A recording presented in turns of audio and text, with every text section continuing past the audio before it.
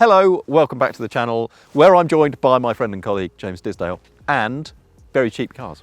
Yes. Not easy to buy a cheap car these days. It's not very easy at all. I think we looked into it and there are 8 maybe? Yes, about that are under £15,000, which used to be, well, all super minis were less than that, all city cars were less than that, but with safety regulations, with emissions regulations, they've got to put so much kit on cars, it's just hard. Anyway, we've got 4 of the biggest selling, biggest selling, popular.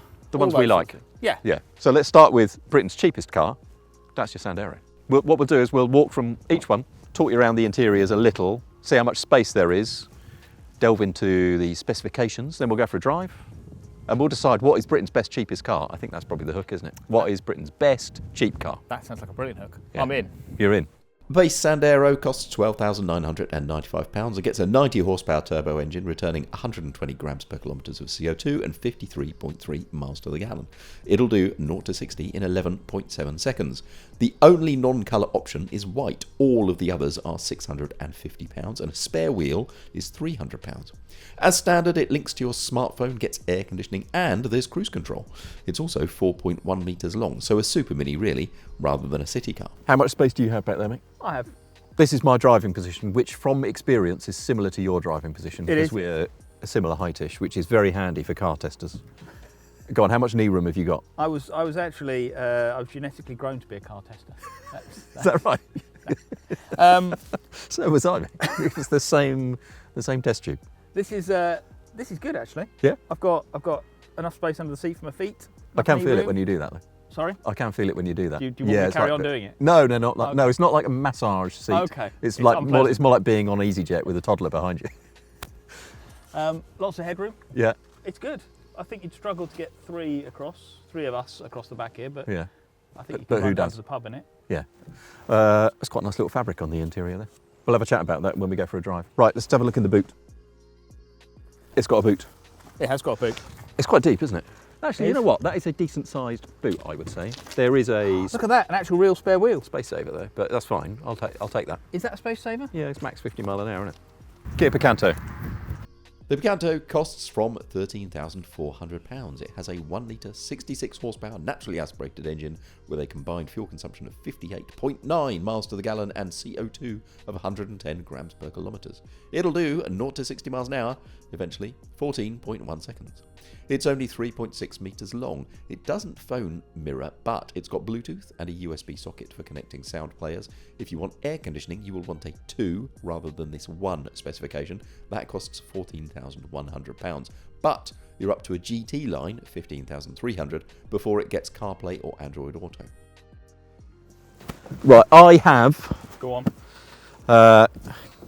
You feel that? I can feel that. Yeah. Not Yeah. No, I unpleasant. can get my feet under. I've got about an inch and a bit of knee room You've got and four fingers of headroom. I say it's less spacious than the Dacia. Definitely, you've got a lot less knee room than I had in the back there. But I'm happy Comfortable? enough. Yeah, I can see stuff. It feels like I sit a bit higher Yeah. than you, so I've got like a grandstand seating position, which they say is good for not feeling sick Yes. and stuff.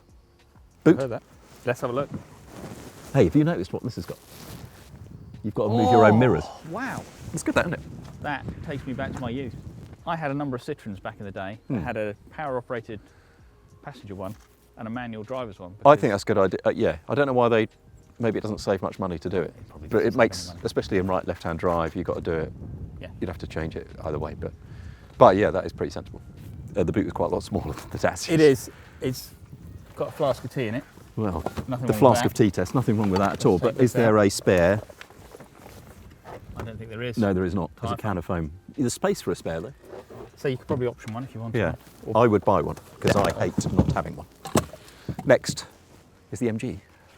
The very simple MG3 range with only 2 trims starts at £13,340 for an Excite, which gets a touchscreen with CarPlay and black, blue or silver as standard colours, and alloy wheels. It has air conditioning and Bluetooth. It's 4 metres long, has a 1.5 litre engine with 106 horsepower that's good for a 0 to 62 mile an hour time of 10.4 seconds, but combined fuel economy of only 43 miles to the gallon and a CO2 output of 147 grams per kilometre. Ooh, mate, this feels, it's got a Plush. big screen and everything. This does feel Yeah. plush. See, there's a lot of car It's- for the money. How do I stop it binging? Take the key out. I Take the think. key out. So, same as the Dacia, I'd say. I've Okay. got good foot space. I've got good knee room here. Good few inches. Headroom's tiny bit less, but nothing. These seats are plush as well, aren't they? Yeah. These front seats. This feels like, oh, look at the tartan.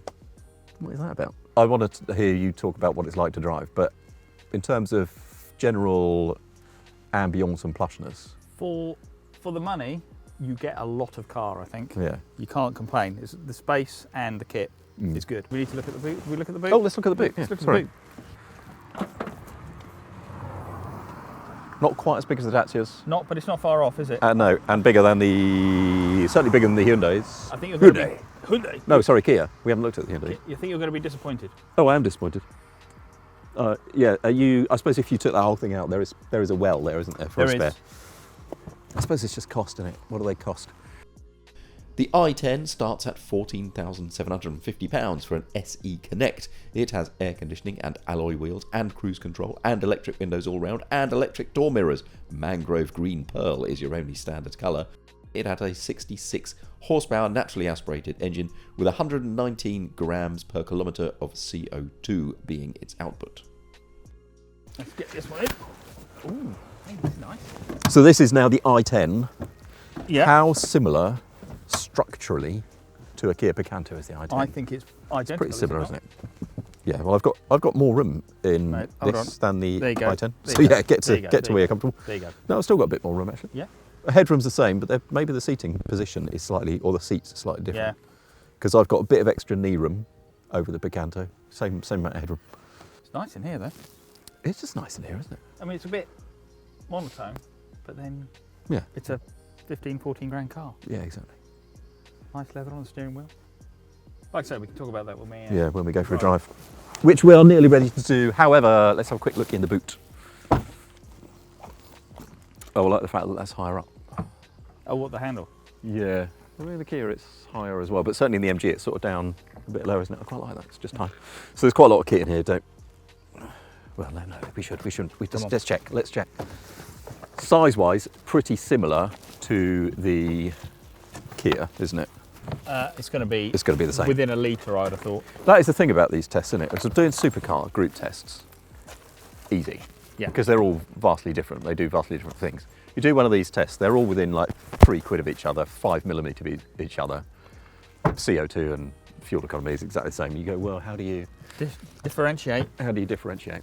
Yeah. There's a well. You could have one. I mean, it's the same. It's usable. Seat split and though. fold in all of them. They're practical cars, aren't they? Yeah. Really. You know, the only thing is that unlike a sort of bigger estate car, you do get a dip in a lip to overcome when you're loading the boot. But There's not much, given the sort of cycles these cars will be used for, that you wouldn't be able to get in there. no, Shopping, exactly. weekends away. I thought you would get it in there. I'm But going you to would get in the boot, there. yes. Yes. Get me in the boot. We're both going to get in the front and we'll go for a drive and we will choose Britain's best cheap car. So this is the MG3. Yes. These aren't bad actually, are they? They're not bad. But I would rather I was moving in them less Yes. from the. Up and down a bit. It's just so. Oh, yeah. I don't know. You've arrived in this car, haven't you, today? Yes. I've not driven it before now, and it's a bit wind noise, quite a bit of wind noise, a bit of road noise. Yeah, it's. I'm feeling a bit shoved around, and the steering, mate. I'm just getting. There's not a lot going on, is there? Nothing going on. It does respond, but then it has a weird, like a couple of degrees of nothing, and then very quickly it's got that darty thing. And it's got that glassy feeling. Glassy feeling. Get you the road testing. thank you, Glassy. That's a thank great phrase. What does glassy mean? Glassy, just it feels like it's on glass. Imagine steering on glass. There's just nothing coming There's back. nothing It feels coming there's no back. friction. So Yeah, on a day like today where it's a bit greasy, you've got no confidence that you've got grip in the front end because you've got no idea I have no idea what's going on. what's going on. Mind you, so we were just going uphill there, and I accelerated in top gear, and it's not the world's greatest gearbox either, is it? It's a bit sticky, Notchy. notchy. Bump, they call that in the engineering profession. Yeah, bump on the way into a gear. As I like to think of it, you've got a spoon, right? Yeah. And you're moving it around a bowl of muesli, Yeah. oats or something like that. I had muesli this dry morning. without. Did you? Yeah. We'll come to that in a moment. Without milk, and so it's dry. Yeah. You know, so it's that grainy sort of. You know, it's got that sort of vibe Yeah. to it. But anyway, I digress. 40 mile an hour, fifth gear, accelerating. It actually accelerated, Yeah. which not all of these cars would do. So So our I've other got three, no idea how much grip. our other three, they're all little 3-cylinder triples, Mhm. whereas this is a 1.5 litre 4-cylinder, but it is from the arc basically. It's an old engine, so it's got torque. Yeah. So it will pull up hills. You know, you don't feel like you're slowing down traffic when you have to accelerate in That's fifth a good thing. when you're bulked on the motorway. Yeah. But it doesn't like to be worked hard. It gets quite thrashy. It doesn't have a temperature gauge because it's No, it's got a little light that's old enough to look after itself. Yeah. presumably. There's a little green, little blue light that comes on, and then when it's warmed up enough, Oh, right, you are. it turns off. But Right, let's see what it's. Oh, we are uphill. yeah,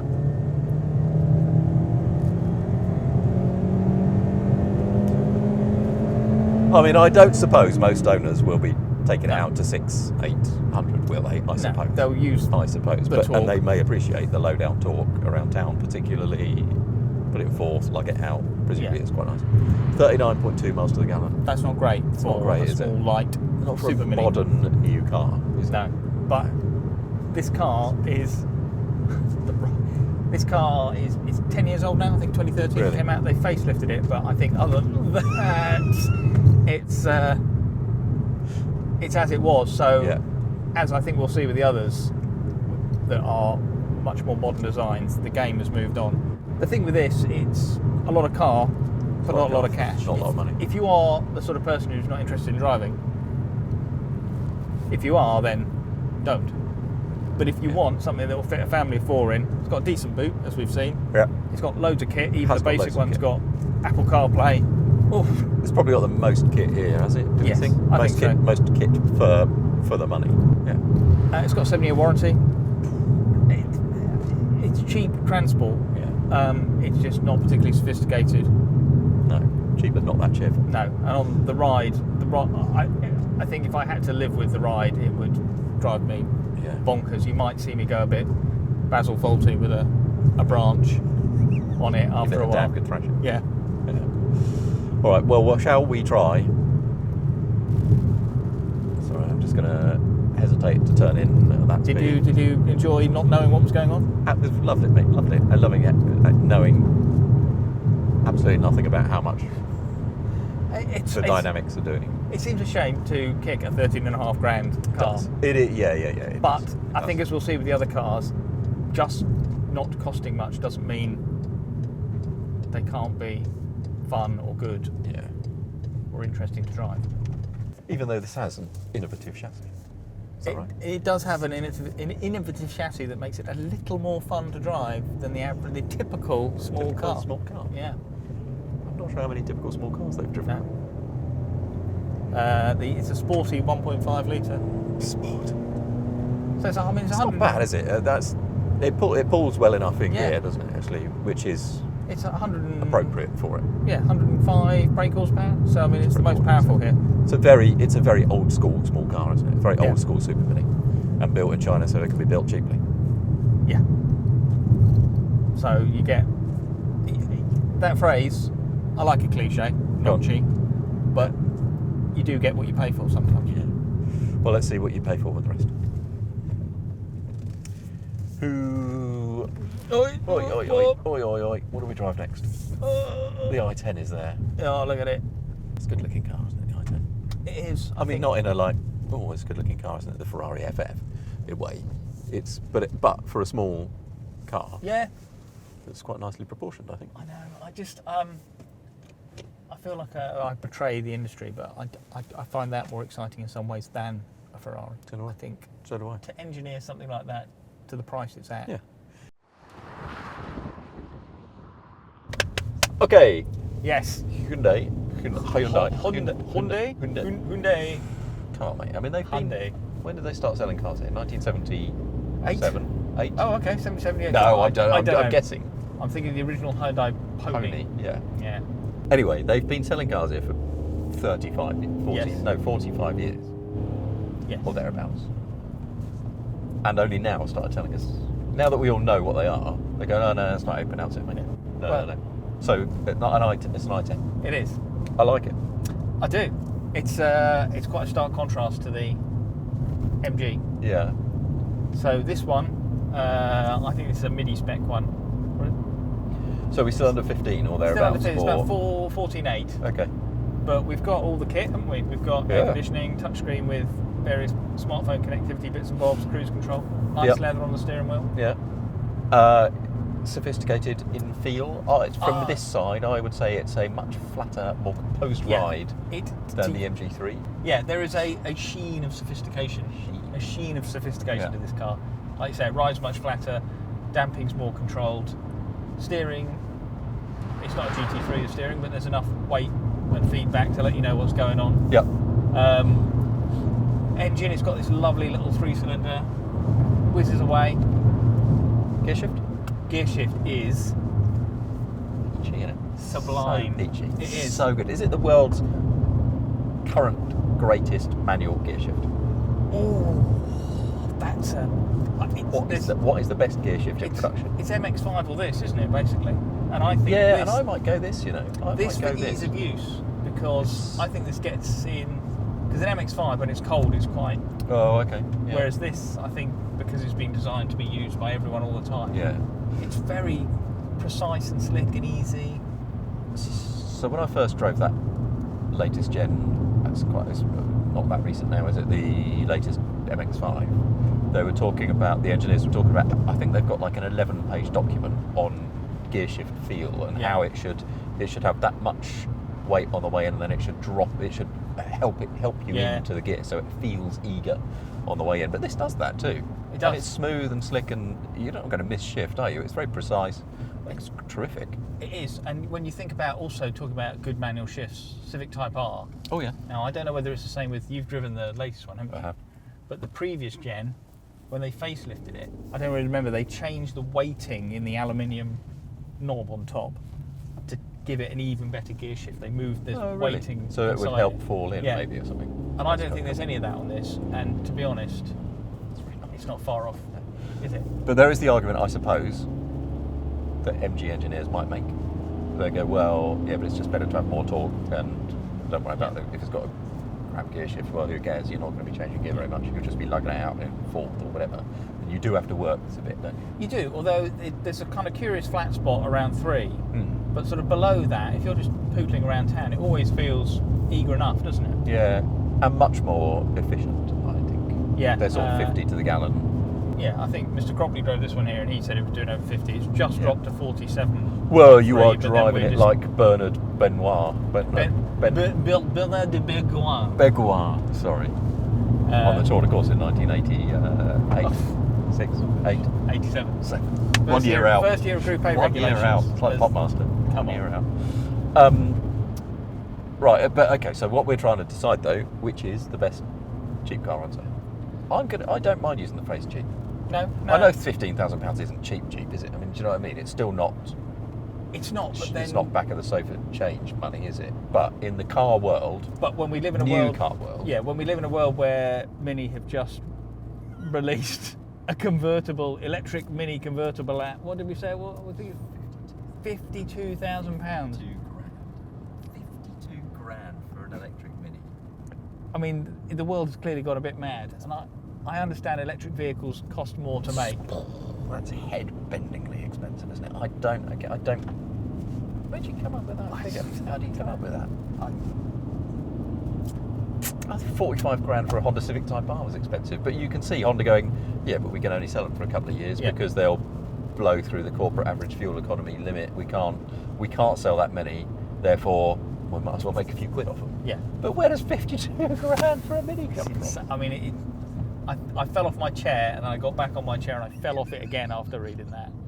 Because anyway, so by those standards, for a brand new car, £15,000 with this level of sophistication, that is good value, isn't it? It's really good value, and as I say, this feels like quite an expensively engineered car. This just feels like I don't want to say normal car because that does it a disservice. This feels like a much more expensive car that's just been made small, whereas the MG feels like a cheap car. Yeah.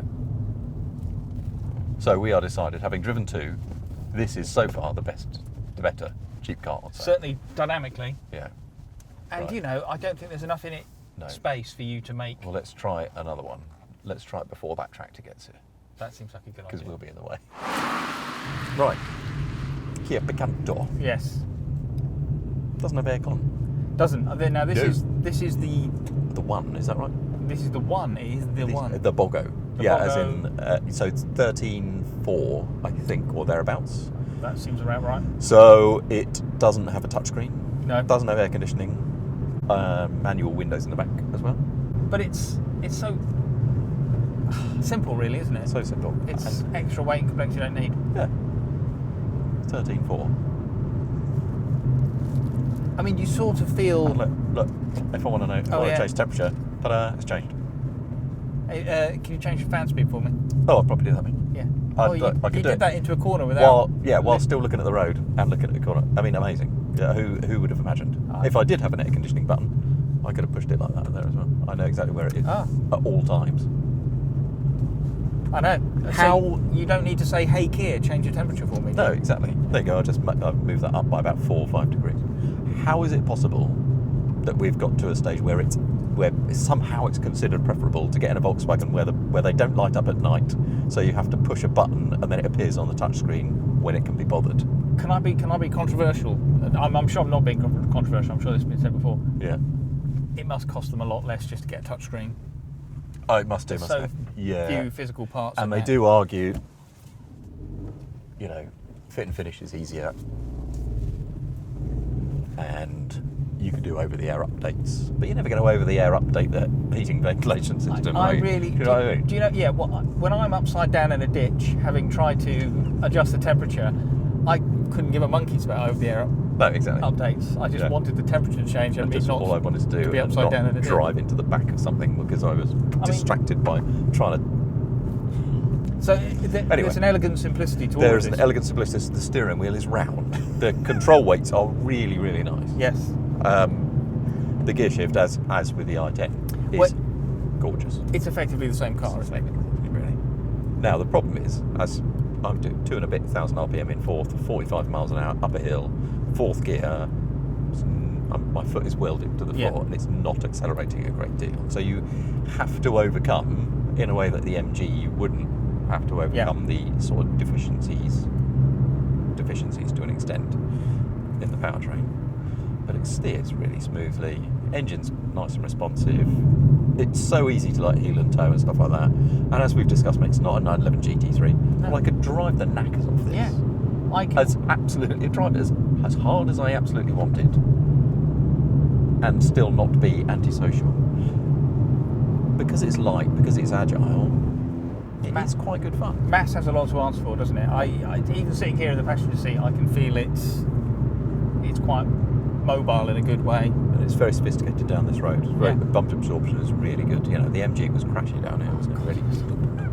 This is there or thereabouts with the Picanto, isn't it? Really. And I just think, just the way it turns in is really nice. I like it. It's so nice, mate. It's such a pleasant car to drive for car enthusiasts. You know, people who like driving. Anyone that thinks you might feel shortchanged by having a cheap car just needs to drive something like this. Yeah. I think we've forgotten a lot of what makes driving fun, and it doesn't have to have 600 horsepower No, exactly. and 325 section rear tyres. It's almost like, I mean, it's a subjective thing for me that I think the Hyundai looks a little nicer. Yep. And inside it's slightly more grown up, if that's the right word. Yeah, I think that's fair. But other I think than that's that, fair. And the there's- steering wheel looks more like Roland Rat. which, as I said swings earlier, and roundabouts. is a deal maker for me. Deal breaker, that one. No, deal maker. Deal maker. It's a deal That's maker. it. That seals the deal. I will be next time I'm car shopping. I will have a list that includes, great steering, great gear change, lovely engine, steering like Roland Rat. Steering wheel like Roland Rat. And I agree, mate. These are so close between the two, the Picanto and the Hyundai. You could look at the spreadsheet.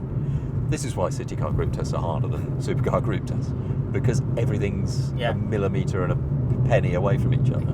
I had to write for an undisclosed title that we don't talk about back in the day. Yeah. I had to write the group test between the Skoda Citigo, the Seat Me, and the Volkswagen Up. Can you imagine writing that test? They are literally the same. Yeah. Anyway, this is, sorry, we digress massively. The short of it is, yeah, you pick whichever dealer was closer and which was nicer, and you could, if you want, you can look at the final quid on the thing and which spec you absolutely, I must absolutely have this piece of kit and not that piece of kit. I think this gets a 7-year warranty, doesn't it? And I think the Hyundai gets a 5-year warranty. Does get a 7-year warranty. Yeah. But this only gets a year's breakdown covering. That gets 5 years breakdown covering. I believe so. That may have changed since the last. So that sort of stuff, yeah, that's the sort of stuff you decide on, isn't it? I think really. But you might keep them that long. You might not. I mean, I would, because they're quite good fun. I would, as Steve Cropley, our colleague, has made the point today.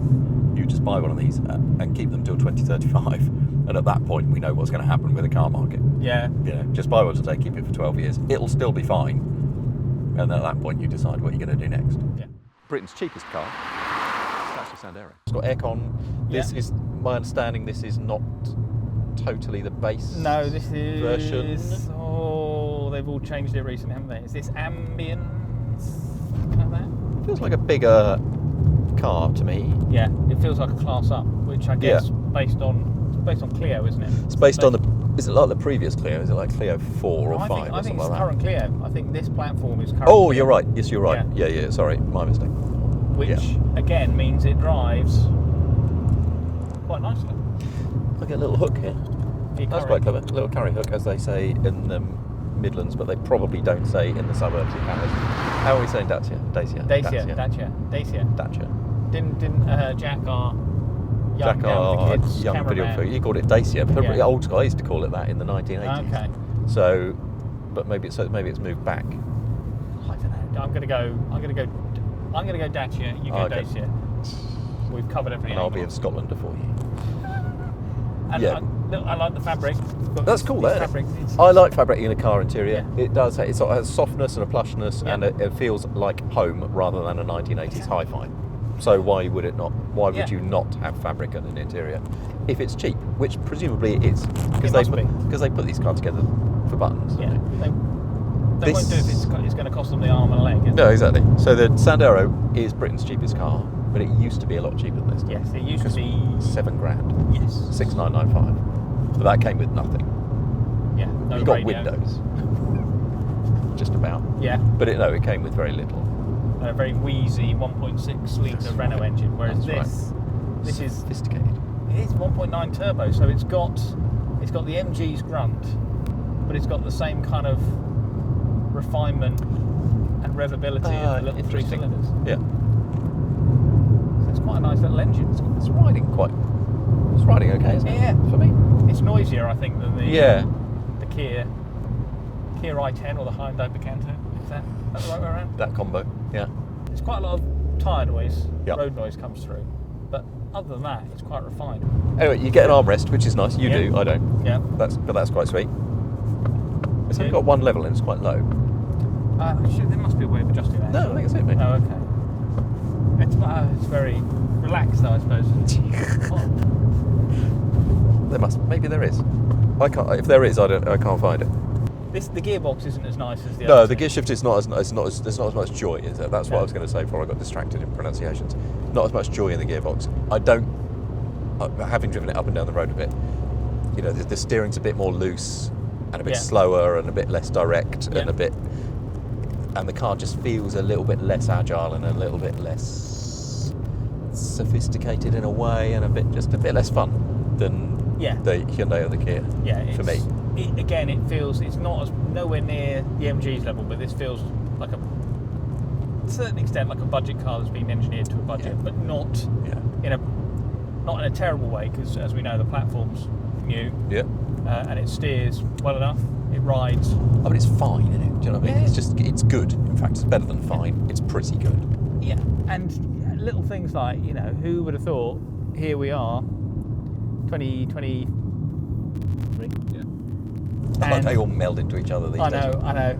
And we're on a group test, and we've got 4 manual gearbox cars. And, the manual gearbox is the Yeah. It's meant to be the be all and end all for keen endangered drivers. species. Yeah. And you wouldn't get. I don't think there's any other group test we could have once you get above this level where you'd have anything other than automatic transmission. No, And that's a real I think shame. that's true. Yeah, I think that's true. In many ways, these are excellent drivers' cars. Very good drivers' cars. Yeah, genuinely involving and engaging. Yeah. And especially, I think the Korean duo Yeah, are definitely. really good to drive. Right, so very practical then. You would if you were going to buy one and you were interested in making it the cheapest car you could. I suppose you would just spend some time in a spreadsheet and buy the absolute one you thought was going to cost you the least amount of money. But inserting a little bit of road tester subjectivity into the mix too. Yeah. What is Britain's best cheap car? See, now I've got the soft spot for the Dacia. Yeah, me too. And I think they're great. And I think if I put some objectivity into that subjectivity, if what you're looking for is a cheap, well-equipped, reasonably refined, goodish to drive family car, this is hard to beat. Because it's enough extra space. It's a super mini rather than a city car. Yeah. But if all I was doing, if it was just me and I was using it every day just to hoof to and from work and around the lanes where I live, probably be the Hyundai, I think. Or the Hyundai or the Kia, like we said, whichever dealer was closest to me. And But I prefer the look of the Hyundai. Me too. Inside and out, and so that just would do it. So that's the one I'd love to drive. But this, I think, is probably the sensible option. So have we got a verdict? I think we've got a verdict, mate. I think we've got a verdict, which is the road tester's verdict is a Hyundai. Yeah. If you can bear the adverts. Yeah. But this is runs it purely close. objective, and purely objectively may be the choice. Yeah, I think. Especially if you have a family with, you want a bit more space.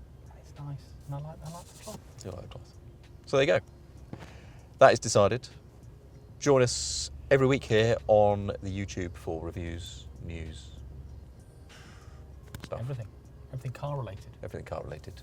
Easier group tests like supercar ones, where they're all different. They're also different. That's the thing. They are. Whereas these are all the same price. They're all the same size. They all do the same thing. But anyway, we're here all the time. You can find us at autocar.co.uk also all the time. You can find us podcasts. We're going to do another Autocar Electric series. We of have that podcasts, coming aren't up, we? yes. Which is Looking cool. forward to that. Yeah, me too. I present one with Steve Cropley called My Week in Cars. And of course, there is the magazine, which is available in digital form or in print, as it has been every week since 1895. See you next time.